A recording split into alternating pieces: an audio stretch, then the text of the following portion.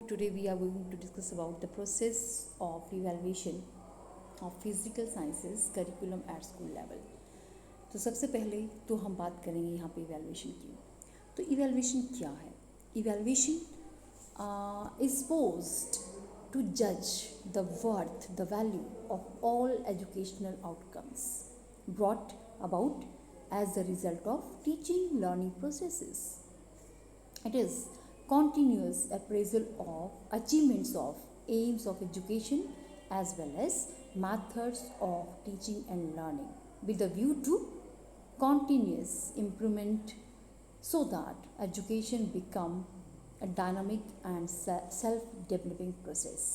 और बेसिकली जो हमारी इवैल्यूएशन होता है उसमें उसका पर्पस होता है कि स्टूडेंट की जो परफॉर्मेंस है, उनकी जो प्रोग्रेस है in all the aspect of education उसको असेस करना और मोर ओवर उनकी स्ट्रेंथ्स, उनकी वीकनेसेस को डिटरमाइन करना। इन सिंपल वर्ड में हम ये कह सकते हैं कि एजुकेटिव प्रोसेसेस में जो एजुकेशन के एम्स और ऑब्जेक्टिव्स हैं तो वो किस लेवल तक, किस एक्सटेंट तक डिटरमाइन हुए हैं, तो उसको असेस करने का जो प्रोसेस है दैट इज़ इवैल्यूएशन।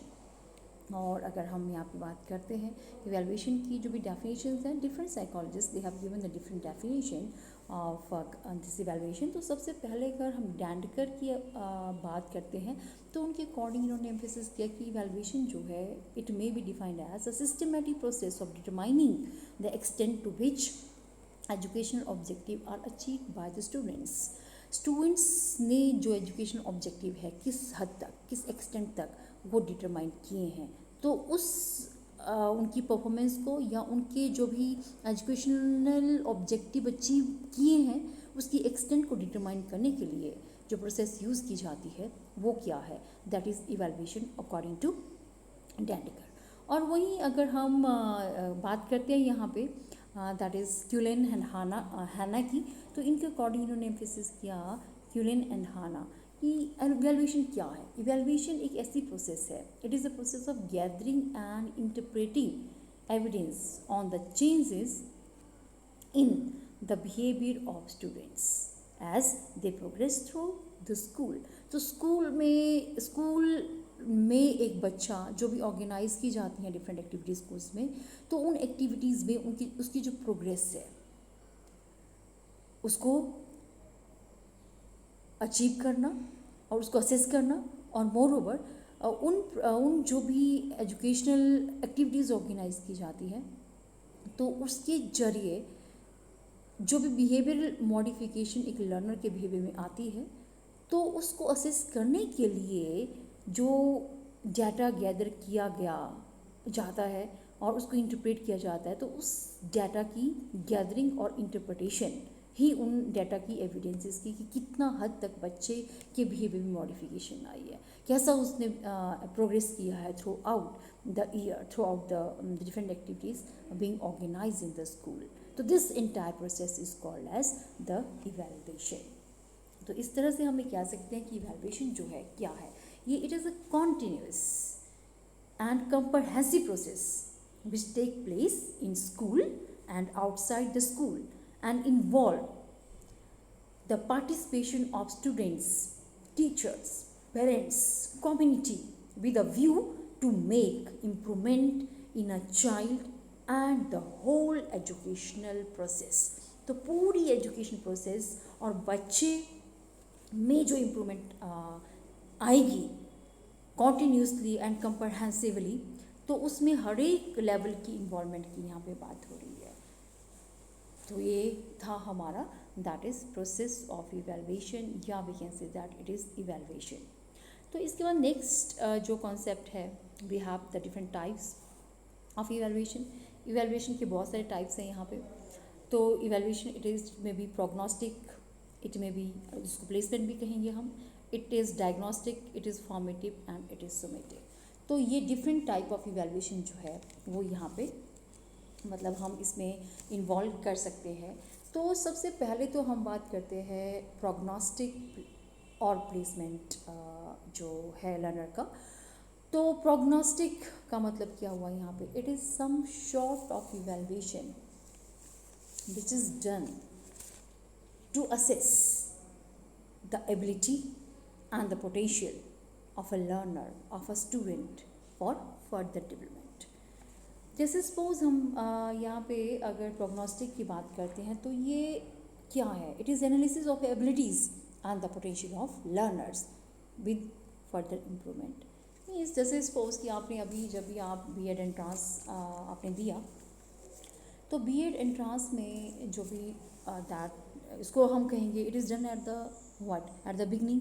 पर्पस ये था इसका कि to assess the teaching aptitude of a learner, कि क्या उनमें वो टीचिंग एप्टीट्यूड है, क्या उनमें एबिलिटीज़ है, क्या इस पर्टिकुलर प्रोग्राम में वो आगे प्रोग्रेस कर सकते हैं, है ना।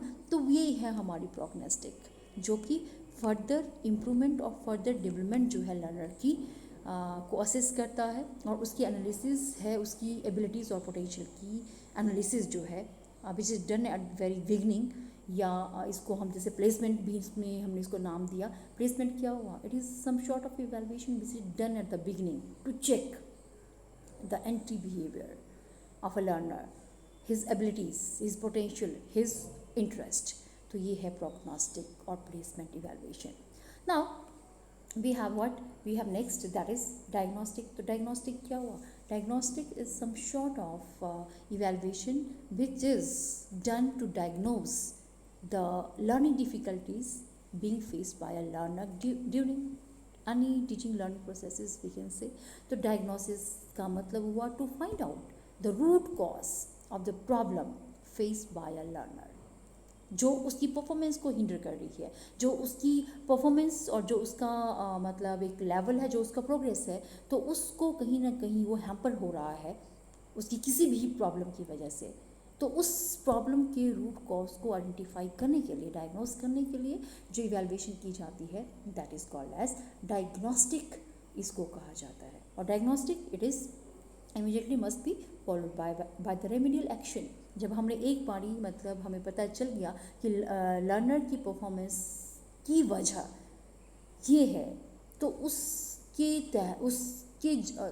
के अकॉर्डिंग ही उसको रेमेडियल मेजर जो है वो प्रोवाइड किया जाता है। तो डायग्नोस्टिक हुआ लर्निंग डिफ़िकल्टी को डायग्नोस करना, उनके रूट कॉज को डायग्नोस करना और एक अप्रोप्रिएट रेमेडी प्रोवाइड करना, ताकि लर्निंग डिफ़िकल्टी जो है वो ओवरकम हो सके और इम्प्रूवमेंट लर्नर के बिहेवियर में आए, वो प्रोग्रेस कर सके। एंड देन उसके बाद नेक्स्ट आ जाती है फॉर्मेटिव। तो formative evaluation is that type of evaluation which is done during the teaching and learning processes. और ये ऐसा प्रोसेस है, ये ऐसा असेसमेंट है, ऐसा इवैल्यूएशन है विच इज़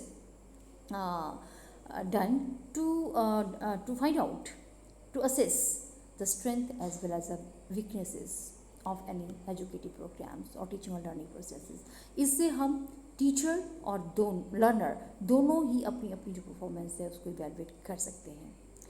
और this type of evaluation it is done during the teaching learning processes.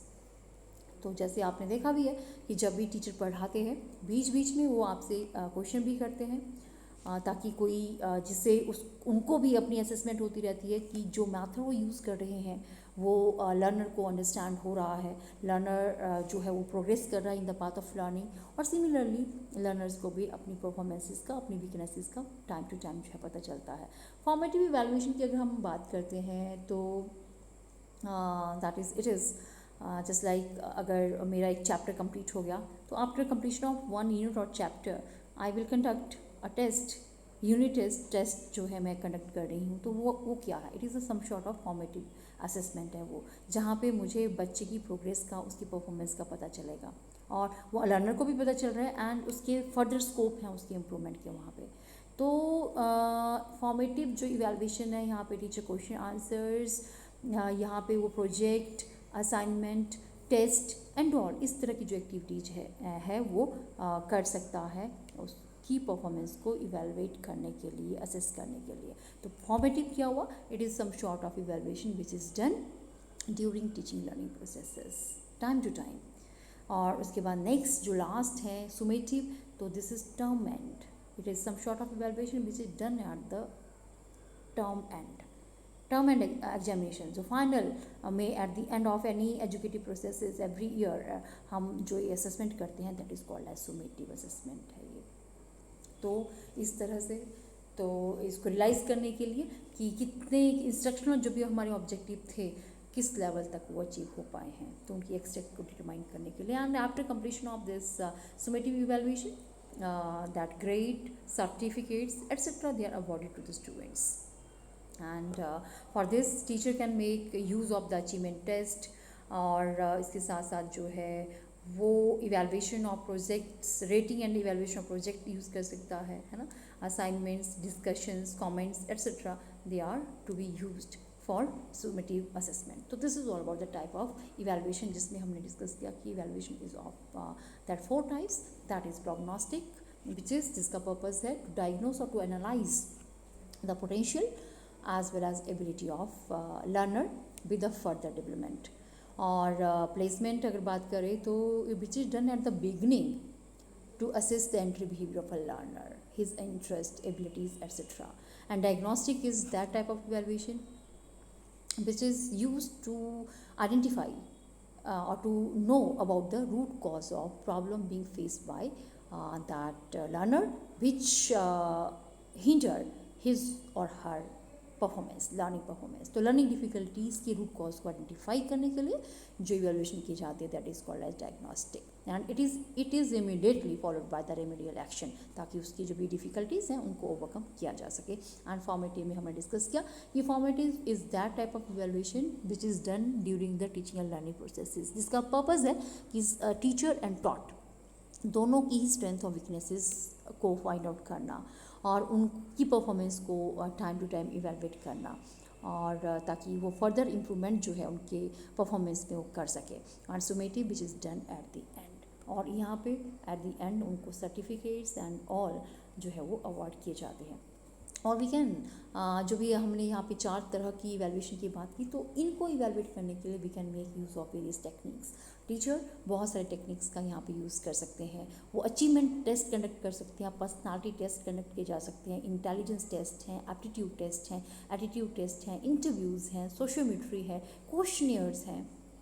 तो इस तरह से ये, और इसके अलावा भी बहुत सारे और टेक्निक्स हैं जिनका टीचर जो है वो यूज़ कर सकते हैं, जैसे शेड्यूल्स हैं, चेकलिस्ट हैं, रेटिंग स्केल्स हैं, क्यूमुलेटिव रिकॉर्ड्स हैं, डायरीज़ हैं, एनेक्डोटल रिकॉर्ड्स हैं, केस हिस्ट्री हैं, और टीचर्स ऑब्जर्वेशन एट्सेट्रा। तो ये बहुत सारे ऐसे टेक्निक्स हैं, टूल्स हैं जो एक टीचर यूज़ कर सकता है, जो भी डिफरेंट टाइप ऑफ इवैल्यूएशन हमने बात की, ताकि लर्नर की परफॉर्मेंस को इवैल्यूएट किया जा सके टाइम टू टाइम। और उसके साथ साथ अगर हम यहाँ बात करते हैं तो इसके साथ we can make use of word, जैसे अचीवमेंट टेस्ट है, तो अचीवमेंट टेस्ट में भी हम ओरल टेस्ट भी कंडक्ट कर सकते हैं, रिटन टेस्ट भी कर सकते हैं। रिटन टेस्ट भी हमारे पास 2 तरह के होते हैं, we have the objective type है, शॉर्ट आंसर टाइप है, ऐसे टाइप है। और इसके साथ साथ जब हम ऑब्जेक्टिव टाइप की बात करते हैं तो ऑब्जेक्टिव टाइप भी बहुत सारे क्वेश्चंस हम उसमें ऐड ऑन कर सकते हैं, जैसे लाइक ट्रू एंड फॉल्स हो सकता है, मैच द फॉलोइंग हो सकता है, मल्टीपल चॉइस क्वेश्चंस हो सकते हैं, फिल इन द ब्लैंक्स हो सकते हैं, पिक और वन आउट, इस तरह के ऐसे objective type of the question जो है उसमें हम यूज़ कर सकते हैं। और इसके साथ साथ इन रिटन टेस्ट के डिफरेंट टाइप्स के साथ साथ जो है हम प्रैक्टिकल जो भी हैं प्रैक्टिकल्स ऑर्गेनाइज किए जाते हैं बच्चों की परफॉर्मेंस को इवैल्यूएट करने के लिए, उनकी स्किल को असेस करने के लिए। वाइवा वोस है वो कंडक्ट किया जा सकता है, प्रोजेक्ट्स, असाइनमेंट्स, ये भी बहुत सारे ऐसे पैरामीटर्स हैं which a teacher can make use to assess the performance of a learner, to assess that level और to determine that extent to which educational objective are achieved। तो इसके साथ साथ जो नेक्स्ट आ जाते हैं हम, now we have the achievement test. तो अचीवमेंट टेस्ट की जब भी यहाँ हम बात करते हैं तो अचीवमेंट टेस्ट जो है हमारे पास ये 2 तरह के होते हैं basically. One is standardise test और another is teacher made test. What is the basic difference between standardise and teacher made? Standardise वो टेस्ट होते हैं जिनमें एक बेसिकली रिलायबिलिटी होती है, जिनमें वैलिडिटी होती है, और वो जो टेस्ट हैं which can be administered at different time at different places but with on और the same age group of a learner simultaneously, तो उनको कहेंगे हम स्टैंडर्डाइज टेस्ट। या जैसे in which content, scoring, interpretation and administration are fixed. ये चार चीज़ें जो है जिसमें फिक्स्ड होती हैं, और जो एक पर्टिकुलर एज ग्रुप के लिए बनाया गया है by using some statistical techniques, किसी पर्टिकुलर स्टैटिस्टिकल टेक्निक का जिसमें यूज़ किया गया है। और they may be given to students of a particular age group at the different time and places. जैसे बेसिकली मैंने इसमें बोला कि इसमें क्या होता है, इसमें एक रिलायबिलिटी एंड वैलिडिटी होती है, ये इसमें है। और टीचर मेड की जब हम बात करते हैं तो टीचर मेड आर दो test in which content, scoring, interpretation and administration, they are not fixed। वो फिक्स नहीं है, टीचर अपने कन्वीनियंस के अकॉर्डिंग कंटेंट इसमें वेरी कर सकता है। And these are prepared by teacher to assess his performance of his और her students time to time. जो एक टीचर, और बस बेसिक डिफरेंस इसमें ये है कि इसमें कोई रिलायबिलिटी और वैलिडिटी नहीं है, और इनको हम कोई भी एक पार्टिकुलर स्टैटिस्टिकल टेक्निक का यूज़ टीचर ने नहीं किया है। वो जस्ट अपनी कन्वीनियंस के अकॉर्डिंग टाइम टू टाइम बच्चों की परफॉर्मेंस को असेस करने के लिए उनको प्रिपेयर करता है, ठीक है। और जिसमें कंटेंट, स्कोरिंग और इंटरप्रिटेशन एंड एडमिनिस्ट्रेशन जो है वो फिक्स नहीं है। तो बेसिक डिफरेंस ये हुआ कि ये पर्टिकुलर कंटेंट, स्कोरिंग, इंटरप्रिटेशन जो है वो फिक्स्ड होते हैं स्टैंडर्डाइज में। इनमें रिलायबिलिटी होती है, इनमें वैलिडिटी होती है, और स्पेसिफिक टेक्निक्स का यूज़ किया जाता है इनको बनाने के लिए। और उसके साथ साथ जो है ये बच्चे किसी भी मतलब एक पर्टिकुलर एज ग्रुप के लिए बनाए हैं, तो कहीं भी किसी भी समय की डिफरेंट जगहों पे इसको हम एडमिनिस्टर कर सकते हैं। They are more authentic, they are more reliable and they are more valid. जबकि टीचर मेड जो हैं दे आर टीचर अपनी कन्वीनियंस के अकॉर्डिंग टाइम टू टाइम बच्चों की परफॉर्मेंस को इवैल्यूएट करने के लिए यूज़ करता है इनको। और देन वी हैव व्हाट, हम इसके बाद हमारे पास जो है कंस्ट्रक्शन ऑफ अचीवमेंट टेस्ट। कि अचीवमेंट जब भी कंस्ट्रक्ट किए जाते हैं अचीवमेंट टेस्ट, तो उनके लिए ये स्टेप्स इन्वॉल्व होती हैं। सबसे पहले वी हैव दैट प्लानिंग, हमारे पास है यहाँ प्लानिंग के साथ साथ जो है वी हैव व्हाट, प्लानिंग के साथ हमारे पास है ब्लूप्रिंट के साथ है हमारे पास that is designing test item, editing test item, administrating test item, scoring and marking schemes and evaluation. तो ये जो स्टेप्स हैं ये इसमें इन्वॉल्व होती रहती हैं। तो सबसे पहले अगर हम बात करते हैं प्लानिंग में, तो प्लानिंग का मतलब क्या हुआ, जब भी हम अचीवमेंट टेस्ट करते हैं तो सबसे पहले तो उसके लिए प्रिपरेशन की जाती है। तो planning includes objective, content, number of test items that is questions and decision about the time and the weightage. तो इसमें ये कंसीडर किया जाता है कि हमने कितना कंटेंट कवर करना है इस अचीवमेंट टेस्ट के लिए।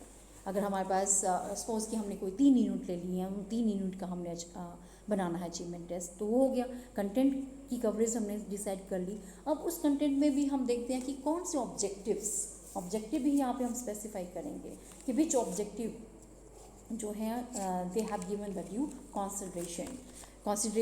तो ऑब्जेक्टिव भी हम यहाँ पे सेट करेंगे। उसके बाद डिसाइड करेंगे कि किस तरह के टेस्ट आइटम्स होंगे, किस तरह के क्वेश्चंस होंगे, ऑब्जेक्टिव टाइप होंगे, शॉर्ट आंसर टाइप होंगे, ऐसे टाइप होंगे। अगर ऑब्जेक्टिव भी होंगे तो कितने होंगे, शॉर्ट आंसर होंगे कितने होंगे, ऐसे टाइप होंगे कितने होंगे, तो टाइम और वेटेज कितने मिनट का होगा, कितना टोटल मैक्सिमम मार्क्स जो है हम इसमें देंगे। तो ये सारा का सारा जो है हम प्लानिंग में ही डिसाइड करेंगे। अब प्लानिंग के साथ नेक्स्ट आ जाता है हमारे पास blueprint. And what is this blueprint? Blueprint का मतलब क्या हुआ यहाँ पे? ब्लूप्रिंट इज़ नथिंग बट जो भी हमने प्लानिंग में चीज़ें डिसाइड की है उनको डिज़ाइन करना है प्रॉपरली। तो blueprint is some sort of a design for test paper containing detailed question wise distribution of marks. तो question wise distribution of marks contain करता है हमारा ब्लूप्रिंट। और जब भी मतलब इसमें ध्यान में रखा जाता है objectives, content, type of questions और टोटल टाइम कितना अलॉट इसमें किया जाएगा, ये सारे के सारे जो है उसमें हम ब्लूप्रिंट प्रिपेयर कर सकते हैं। तो I have a blueprint here. तो जैसे ये हमारे पास ब्लूप्रिंट है। ब्लूप्रिंट में जैसे यू कैन सी हियर, तो दिस ब्लूप्रिंट जो है ये बनाया गया है 10th क्लास के लिए है, सब्जेक्ट फिजिकल साइंसेज है और ये 1.5 घंटे का है और मैक्सिमम 30 नंबर का है। और इसमें सारा कंटेंट नहीं लिया हमने, we have just taken the 3 units, 3 units पे है ये, carbon and its compounds, source of energy and electricity. This are the content, ये कंटेंट है। और इसके साथ साथ ऑब्जेक्टिव्स की बात करें तो we have taken here knowledge है, अंडरस्टैंडिंग, एप्लीकेशन एंड स्किल, ठीक है। और हर एक लेवल का आप देख रहे हैं यहाँ पे, this is O stand for objective type of question, short answer type of question and ऐसे टाइप ऑफ द क्वेश्चंस। तो जैसे कार्बन एंड इट्स कंपाउंड है, तो जो न्यूमरल और numbers which are given with in the bracket, ये indicate क्या करते हैं, ब्रैकेट के अंदर इंडिकेट करता है टोटल नंबर ऑफ क्वेश्चन, और ब्रैकेट के बाहर का जो नंबर है इट इंडिकेट करता है टोटल नंबर ऑफ मार्क्स। तो ऑब्जेक्टिव के नीचे लिखा है तो इसका मतलब क्या हुआ, 1 question of 1 mark. And similarly understanding level पे आप देख रहे हैं शॉर्ट आंसर का है 2 मार्क्स का एक क्वेश्चन, और सिमिलरली एप्लीकेशन में 2 मार्क्स का एक क्वेश्चन, और स्किल में भी 2 मार्क्स का 1 क्वेश्चन, ठीक है। और अगर हम इसका टोटल कर रहे हैं तो यहाँ पे टोटल बना 1 + 2 3, 3 + 2 5 एंड 5 + 5 दैट इज़ 10। तो टोटल जो है इस चैप्टर में से कार्बन एंड कंपाउंड में हमारे पास हम डालेंगे टोटल दैट इज़ 10 मार्क्स का क्वेश्चन। और सोर्स ऑफ एनर्जी की हम बात कर रहे हैं तो यहाँ पे हमने लिए हैं that is 2 question 2 marks objective type of the questions, and यहाँ पे 2 क्वेश्चन 2 मार्क्स ईच, तो टोटल 4 नंबर हो गए यहाँ पे। और यहाँ पे एक क्वेश्चन है एप्लीकेशन लेवल का और कैसा है 2 नंबर का है, और यहाँ पे भी स्किल लेवल का 1 क्वेश्चन है और 2 मार्क्स इसके हमने दिए हैं, ठीक है। तो टोटल एज ए होल अगर हम देखें तो 2 × 2 that is 4, 4 + 2 that is 6, 6 + 2 that is 8, 8 + 2 that is 10। तो टोटल यहाँ पे भी हमारा 10 हो गया। और उसके साथ नेक्स्ट आ जाती है हमारे पास इलेक्ट्रिसिटीज़ में भी आप देखें तो इस वाले चैप्टर में हमने एक क्वेश्चन ऑब्जेक्टिव टाइप जो है वो एक ही नंबर का डाला है।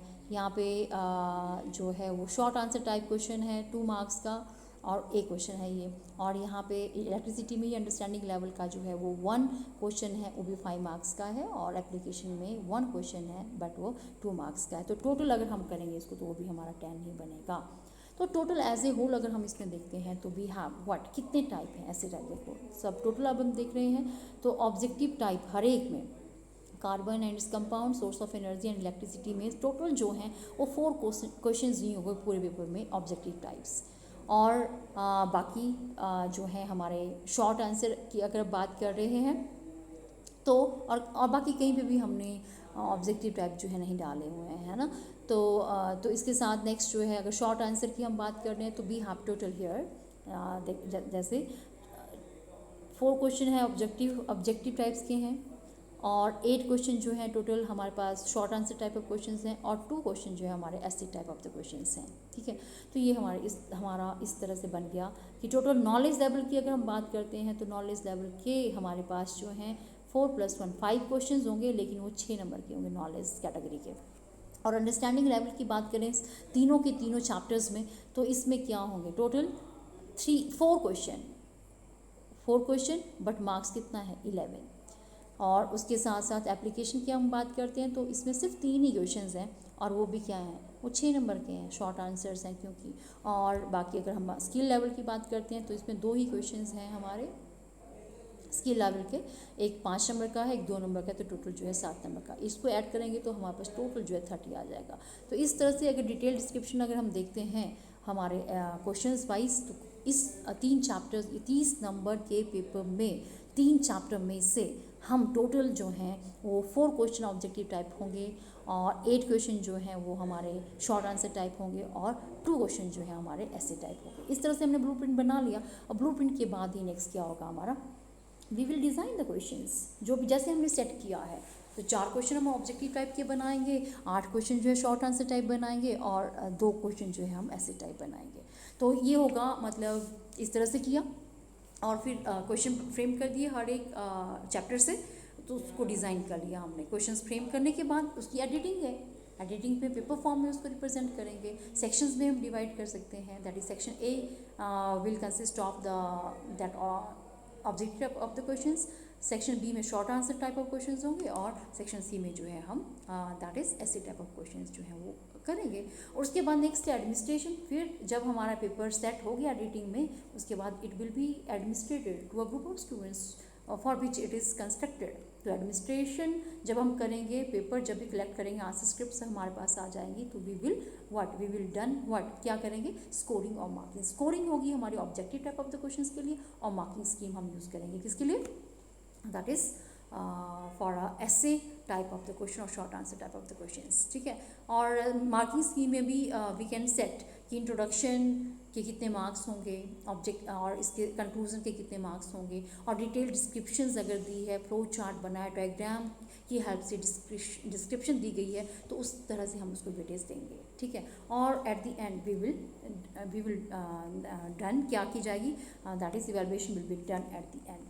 अब इवैल्यूएशंस में हम क्या देखेंगे, यहाँ पे इवैल्यूएशन में देखा जाएगा, यहाँ पे कॉम्प्लेक्सिटी लेवल देखना है हमें कि कौन सा जो क्वेश्चन है वो जो है वो मतलब डिफ़िकल्टी इंडेक्स इसमें हमने फाइंड आउट करना है ना। तो डिफ़िकल्टी ईच क्वेश्चन वाइज कितने, क्योंकि जब भी हम क्वेश्चंस पेपर कंडक्ट करेंगे, हमारे पास स्कोरिंग हम करेंगे, तो स्कोरिंग के बाद क्या आ जाएगी, उसके बाद जो है हम आइटम एनालिसिस करेंगे।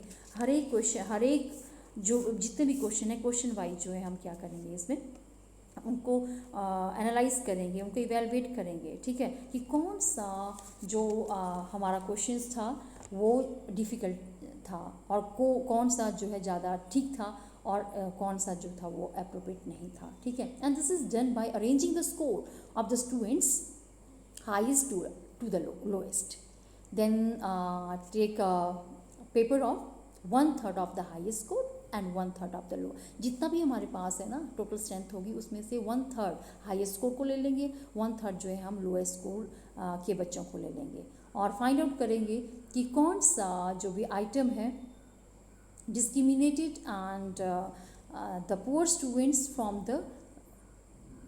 दैट, कौन सा जो है गुड है बच्चों को, कौन सा टेस्ट आइटम जो है वो अप्रोप्रिएट है, कौन सा टेस्ट आइटम जो है वो अप्रोप्रिएट नहीं है, ठीक है। तो इस तरह से तो हम ये फाइंड आउट कर लेंगे। सपोज़ कि इसको हम, जैसे हमने लो स्कोरर और हाई स्कोरर की यहाँ पे बात की, तो WL माइनस WH मतलब ये number of wrong responses in the low group, WL, और WH रिप्रेजेंट करता है number of wrong responses in the high scorer groups, क्योंकि हमने दोनों ही तरह के स्टूडेंट्स को ले लिया है, हाई स्कोरर भी ले लिए हैं और लोएस्ट स्कोरर भी ले लिए हैं। तो हमने देखना है कि अगर मतलब इफ़ दिस जो भी डिफरेंस है इसका हाई स्कोरर और लो स्कोरर और हाई स्कोरर के रॉन्ग रिस्पॉन्सेज देने का अगर वो पॉजिटिव आता है, तो इसका मतलब क्या है, पॉजिटिव मीन्स कि ये क्वेश्चन सिर्फ लो स्कोरर के बच्चों ने अटैम्प्ट किया है ज़्यादा, और हाई स्कोरर ने इसको कम ही किया है। इसका मतलब है कि this test item is best and it should be retained. But if it show this difference, discriminating value अगर ज़ीरो शो करती है, तो इसका मतलब है, या नेगेटिव आती है, इट मीन्स ये बहुत ही डिफ़िकल्ट क्वेश्चन था, इसलिए इट मस्ट बी डिस्कार्डेड, ठीक है। और उस तरह से हम इसका डिफ़िकल्टी जो लेवल है फाइंड आउट कर सकते हैं by the formula number of correct responses in the high score plus number of correct responses in the low score divided by the total number of the students, or number of, or we can find out discriminating जो discrimination का index है वो find out कर सकते हैं हम number of correct response in high score minus number of correct responses in low score, that low score group divided by half of the total students। तो अगर जो discrimination index की value है positive आती है, इसका मतलब क्या है कि ऐसे बहुत सारे लोग हैं who scored high on the test and they responding correctly, और इसलिए मीन्स ये स्टूडेंट जो है और मतलब और इनका जो भी करेक्टली रिस्पॉन्स किया है to that of the item then the students who scored that low on the test. तो इस तरह से मतलब हम इसका फाइंड आउट कर सकते हैं डिस्क्रिमिनेशन इंडेक्स को, डिस्क्रिमिनेशन वैल्यूज़ को, ठीक है। तो ये हमारा रहेगा इसमें कंस्ट्रक्शन ऑफ अचीवमेंट टेस्ट, इसमें ब्लूप्रिंट होगा। हम जो इम्पॉर्टेंट चीज़ें हैं हमारे पास, दैट इज़ क्या प्रोसेस, हमें अगर ये जो करिकुलम है हमारा फिज़िकल साइंसेस का है ना, तो वो कि एक अप्रोप्रिएटली फॉर्मुलेट हुआ है तो उसको असेस करने के लिए हम क्या कर सकते हैं। तो नेक्स्ट टॉपिक जो हमारा है, क्राइटेरिया इन्वॉल्व इन दैट और process involve in curriculum evaluation. तो these point should be keep in mind while we are assessing whether the curriculum, the concept जो भी हमने सिक्स से लेके 10th स्टैंडर्ड तक और फिजिकल साइंस के जो भी करिकुलम है उसमें डाले हैं, क्या वो अप्रोप्रिएट है या नहीं है, क्या उसमें कमियां हैं। तो इसको हम इन पॉइंट्स को ध्यान में रखते हुए जो है वो इवैल्यूएट कर सकते हैं। Just like psychologically sound activity centreness, child centreness, flexibility, achievements of the objective and related to community, और इसके साथ साथ well integrated, applicable to day-to-day life, broad base, inculcating scientific values, self-contained and life and develop that skills and attitudes। तो इस तरह से इन चीज़ों का हम यहाँ पे ध्यान रख सकते हैं। तो सबसे पहले साइकोलॉजिकल साउंड्स की बात करते हैं। साइकोलॉजिकल साउंड का मतलब हुआ कि क्या ये करिकुलम जो है it is based on the psychological principle, just like learning by doing, और it is proceeding from that known to unknown, simple to complex, concrete to abstract, और इसका जो complexity level है वो कैसा है, ये इंक्रीज हो रहा है या मतलब हम कॉम्प्लेक्स टू सिंपल चल रहे हैं। तो इस तरह से, या ये बच्चे की मैच्योरिटी लेवल के अकॉर्डिंग है या नहीं है, उसकी इंटेलेक्चुअल कैपेसिटी के अकॉर्डिंग है या नहीं है, उसके इंटरेस्ट को कैटर करने वाला है या नहीं है, ये है साइकोलॉजिकली साउंड। उसके साथ नेक्स्ट कर देते हैं हम एक्टिविटीज़ सेंटर्डनेस। क्या जो करिकुलम हम डिज़ाइन किए हैं, बनाया है, is it revolving around certain activity और नॉट, बिकॉज साइंस है, थ्योरेटिकल नॉलेज ही तो प्रोवाइड नहीं कर सकते, we have to provide the practical knowledge too. तो और उनको क्या स्कोप है वहाँ पे लर्निंग बाय डूइंग का, तो इसीलिए each and every concept must have what activity. तो ये देखना है कि एक्टिविटीज़ हैं तो ठीक है भाई। चाइल्ड सेंटरनेस का ध्यान रखा है उसमें। चाइल्ड सेंटरनेस जो भी करिकुलम, जो भी कॉन्सेप्ट ऐड किया है, is it according to the potential, age group, needs, requirement of a learner और नॉट। तो ये होगा चाइल्ड सेंटरनेस की हम बात कर रहे हैं। और उसके बाद नेक्स्ट है हमारे पास फ्लेक्सिबिलिटी। फ्लेक्सिबिलिटी का मतलब क्या हुआ कि जो हमारा करिकुलम है तो कैसा है, ये सजेस्टिव है या इलिस्ट्रेटिव है, ये कैसा है, रिस्ट्रिक्टिव है या मतलब only broader area of study और the topic being added in it, and it should be left to states, local authorities, educational and examination board of school to work out. और इन शॉर्ट हम ये कह सकते हैं कि flexibility तो है कि उसमें सोशल कॉन्सेप्ट्स को ऐड किया है, या मतलब उसमें ये स्टैटिक है या उसमें क्या है वो डायनामिक है, क्या उसमें स्कोप है, जो भी अपडेटेड इन्फॉर्मेशन आ रही हैं तो उनको ऐड ऑन करने का स्कोप इसमें है या नहीं है, और न्यू इन्फॉर्मेशन, लेटेस्ट इन्फॉर्मेशन भी टाइम टू टाइम इसमें ऐड ऑन हो रही है, मॉडिफिकेशन करिकुलम में हो रही है या नहीं हो रही है। तो फ्लेक्सिबिलिटी है इसमें या नहीं है। और उसके बाद है अचीवमेंट ऑफ द ऑब्जेक्टिव्स, कि जो करिकुलम हम ड्रॉ कर रहे हैं क्या ये जो फिजिकल साइंसेज के मेन एम्स एंड ऑब्जेक्टिव्स हैं, और हर तारा देवी सेमिनार में हमने डिस्कस किया था, हर एक लेवल पे हर एक मतलब डिफरेंट ऑब्जेक्टिव्स डिसाइडेड थे वहाँ पे, क्या उन ऑब्जेक्टिव को ध्यान में रखते हुए ये बनाया गया है, उन ऑब्जेक्टिव को ये फुलफिल करने में कैपेबल है या नहीं है। और next we can see here related to the community, क्या ये जो करिकुलम हम बना है हमारा, क्या ये कम्युनिटी के साथ कम्युनिटी की नीड्स, उसकी डिमांड्स, उसकी रिक्वायरमेंट्स को ये अचीव कर पा रहा है, फुलफिल कर पा रहा है, या इसको इसके प्रॉपर यूटिलाइजेशन ऑफ रिसोर्सेज हो रही हैं कम्युनिटी की, स्कोप है कि जो भी रिसोर्सेज अवेलेबल हैं हमारी कम्युनिटी में क्या वो प्रॉपर्ली यूटिलाइज हो रहे हैं यहाँ पे या नहीं हो रहे हैं। तो ये कम्युनिटी से रिलेटेड ये होना चाहिए। और वेल इंटीग्रेटेड का मतलब हो गया कि ये it is correlated with the different branches of the sciences or other subject or as well as the day-to-day life। जो हमारा इन्वायरमेंट है, हमारा फिजिकल, हमारा सोशल, हमारा कल्चरल इन्वायरमेंट और डिफरेंट सब्जेक्ट एरिया के साथ इसका कोरिलेशन है या नहीं है तो वो ठीक है।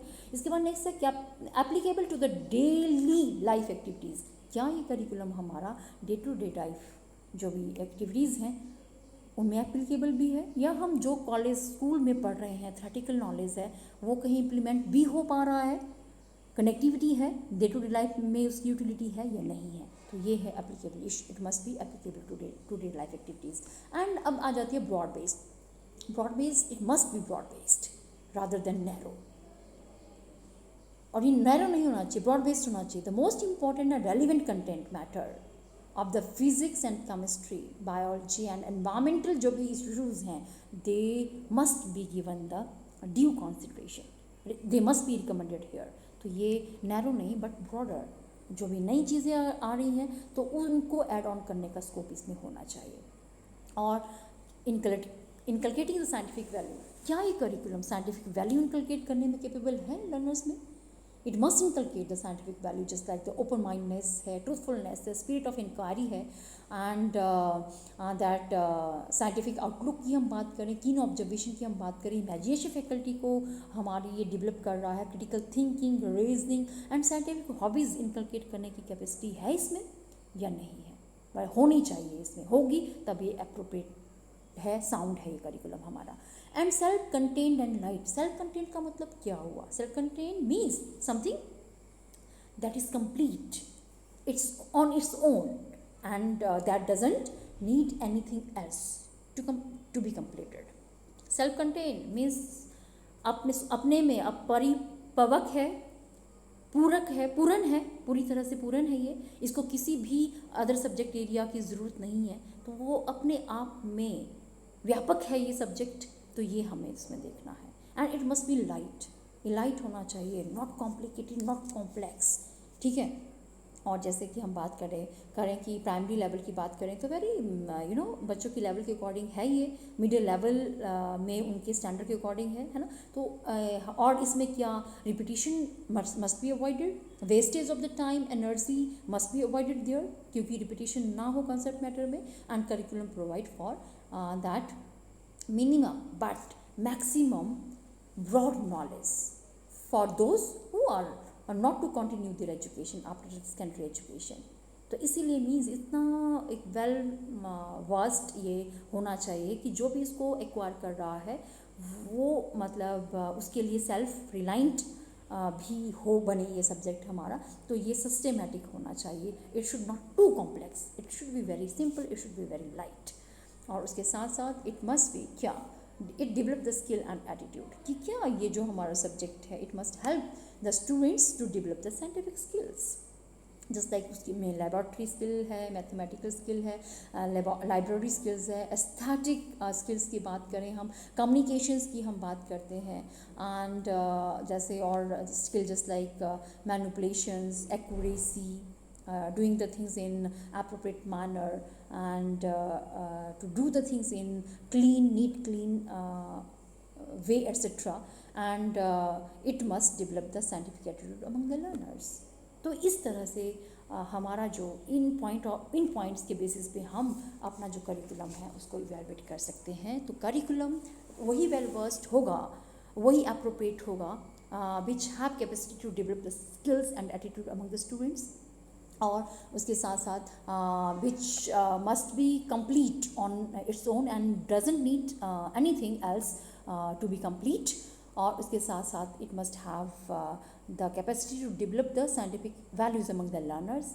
It should not be narrow but a broad based ही होना चाहिए, और ये जो भी इसका है इट मस्ट बी कैपेबल और utilized in day to day life activities, और इसका अपनी ही जिस ब्रांच को, जिस भी सब्जेक्ट एरिया को बिलोंग करता है उसकी डिफरेंट ब्रांचेस के साथ साथ डिफरेंट जो भी अदर सब्जेक्ट एरियाज़ हैं, और मोर ओवर फिजिकल, सोशल और cultural background of a learner, environment of a learner से ये टोटली लिंक होना चाहिए, कम्युनिटी से रिलेटेड होना चाहिए, और जो भी ऑब्जेक्टिव हैं हमारे साइंसेस के उनको अचीव करने की कैपेसिटीज़ में होनी चाहिए। And there must be a scope of flexibility, updation जब भी आती है तो मॉडिफिकेशन की स्टैटिक ना हो, डायनामिक हो, चाइल्ड सेंटर, बच्चे की एज, उसकी रिक्वायरमेंट्स, नीड्स, इंटरेस्ट को कैटर करने वाला हो, और each and every concept it must B activity oriented, and it must B psychological sound, that is it should have and that scope of learning by doing. It must proceed from simple to complex, known to unknown, continue to abstract, and according to the maturity level of a learner भी हो, transfer of learning का भी उसमें scope हो। तो this is all about the process involved in that evaluation of curriculum of physical sciences at school level. So this is all about this concept.